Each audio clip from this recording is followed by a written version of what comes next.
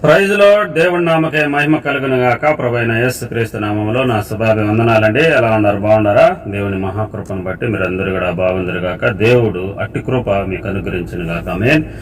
ఈ యొక్క దినాన మనం ఒక వచనం చదువుకొని దేవుడు మనతో మాట్లాడుతున్న మాట విని బలపడదాము. దేవుని నామకు మహిమ కలుగును గాక.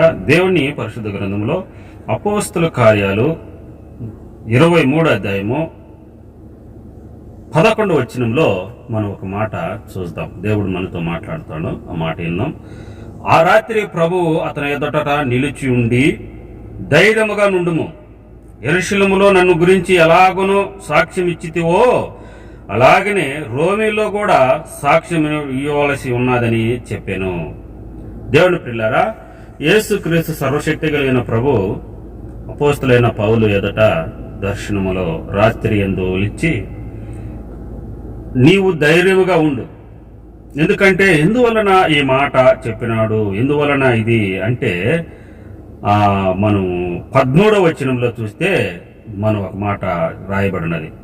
ఈ కుట్రలో చేరిన వారును 48 మంది కంటే ఎక్కువగా వాళ్ళు ప్రధాన యాజకుల ఎదుటకు, పెద్దల ఎదుటకు వచ్చి, మేము పౌలును చంపు వరకును ఏమి రుచి చూడమని గట్టిగా ఒట్టు పెట్టుకొని. దేవుని ప్రియులారా, ఈడొక వర్గాన్ని కనిపిస్తారు. 48 మంది కంటే ఎక్కువైన జనాలు ఒక నీతిమంతుడి, ఒక భక్తుడిని, ఒక యేసు ప్రభు నమ్ముకున్న బిడ్డను చంపిందాకా మేము ఇంకేమి అన్నపానాలు ముచ్చుకోము అని వాళ్ళు ఒట్టి పెట్టుకున్నారు. అందువల్లనే ముందు ఒక ఇబ్బంది ఉంది. మన కింద వచనాల 13 వచనాల్లో ఆ ఇబ్బంది ఉంది. అయితే దేవుడు చలవిస్తున్న మాట ఏంటంటే, పై వచనములనే 11వ వచనములనే దేవుడు చెప్తున్న మాట ఏంటంటే, అయ్యా నీకు అనేకమైన శ్రమలను పంచుకొని ఉన్నా కానీ ఏ దానికి భయపడగాకు, నేను నీకు తోడే ఉన్నా, భయపడగాకు.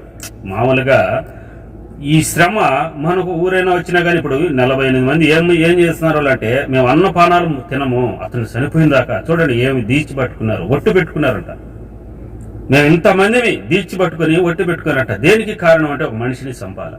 ఈరోజు ఇలాంటి పరిస్థితి ప్రపంచమంతా కూడా చాలా మంది ఇలాగ ఉన్నది. ఒక మనిషిని అన్యాయం చేయాలంటే ఇలాగా ఉన్నారు జనాలు. దేవుని ప్రియులారా, ఆ రోజుట్లో అతడు చేసిన, ఇతనికి ఏమన్నా అన్యాయం వస్తాడు అంటే ఏం చేయలేదు.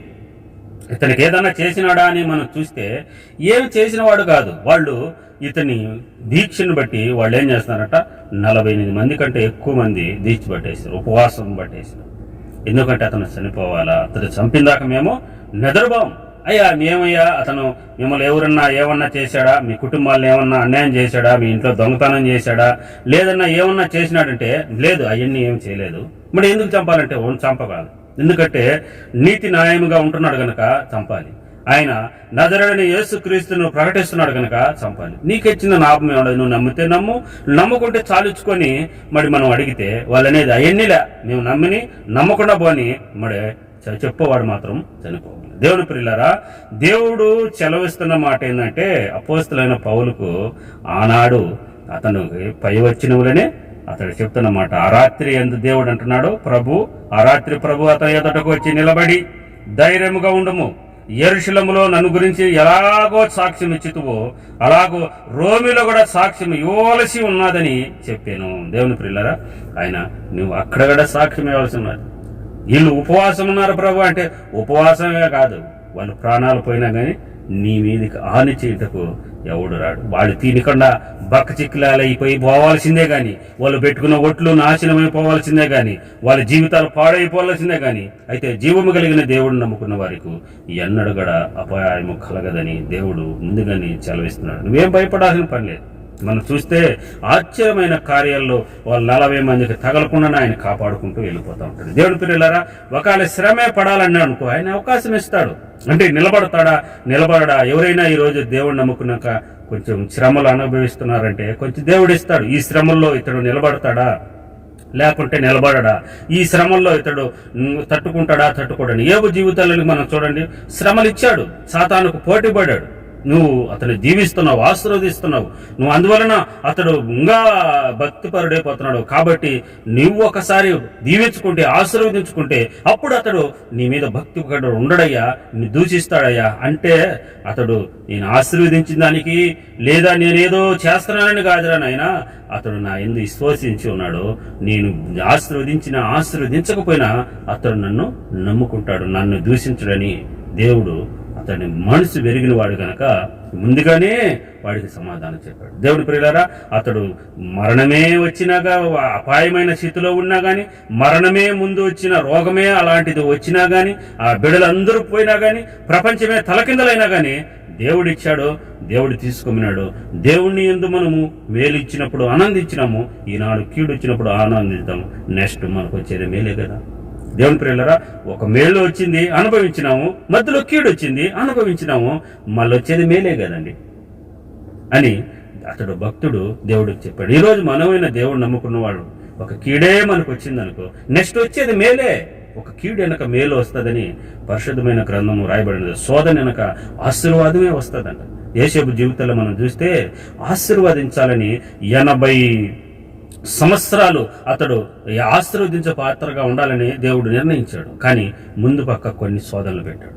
శోధనకు అతను నిలబడినప్పుడు 80 సంవత్సరాలు అతని యొక్క దేశము, ఆ దేశ ప్రధానులందరూ కూడా, అధికారులందరూ కూడా అతని చేతుల కింద నీళ్లు తాగేట్టుగా, అతని చేతి ఆహారం ఇచ్చితేనే ఎవరైనా తినేదానికి కూడా అంత అధికారముకు ఇచ్చాడు. దేవుని ప్రేమ ఫస్ట్ లో ఎవరు దాసుడుగా ఉండొచ్చు, లేకనంటే ఎందుకు పనికిరారుగా ఉండొచ్చు, అపనింద వేసిన వాడుగా ఉండొచ్చు, లేకనంటే జైల్లో ఉన్నవాడు ఖైదీగా ఉండొచ్చు. దేవుని ప్రియులారా, ఆ యొక్క శోధన అయిపోతానే ఆశీర్వాదం చూడండి ఎంత ఫలించిందో. ఫలించే కొమ్మగా అతడు వచ్చాడు.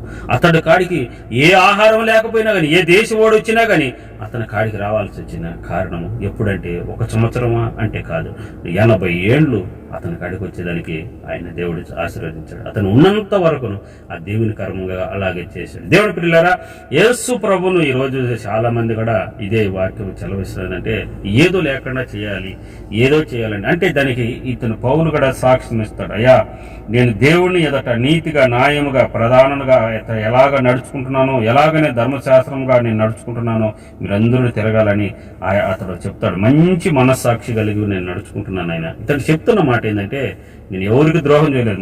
మొదటి వచ్చినలో ఆ మాట అంటాడు. ఏ మాట అంటే, సహోదరులరా, నేను నేటికి కేవలమును మంచి మనస్సాక్షి కలిగి జీవిస్తున్నానయ్యా.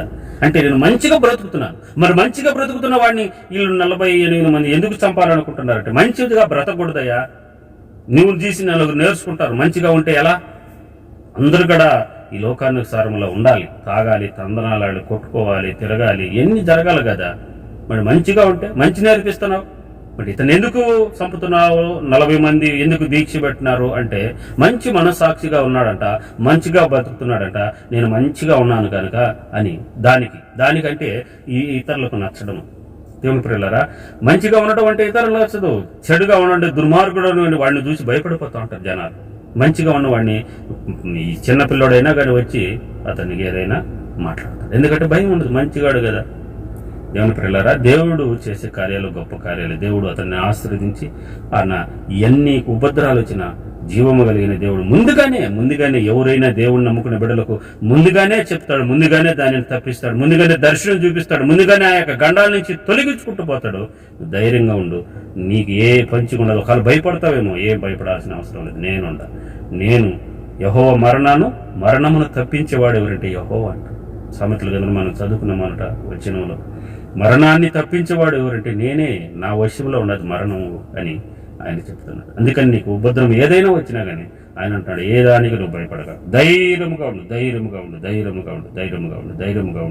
నేను నీకు తోడై ఉన్నానని దేవుడు మనందరితో మాట్లాడతాడు. మంచిది, దేవుడు ఈ మాటలను బట్టి నీ హృదయాన్ని బలపరచును కాక. దేవుడు నీతో మాట్లాడి ఈ వాక్యము మన వాక్యానుసారమైన జీవితం మనం జీవించి దేవుడిని ఇష్టానుసారంగా మనం ముందుగాక. ఆయన మనను ఎడబాయిన వాడు, ఆయన మనను అంతం వరకు దీవించి ఆశీర్వదించే గొప్ప దేవుడు. నీ కొరకు ప్రాణం పెట్టిన దేవుడు నేను ఎడబాయడని వాక్యం సెలవిస్తుంది. ఆయన ముందుగానే మనకు బయలుపరుస్తాడు, బలం ఇస్తాడు, ధైర్యం ఇస్తాడు.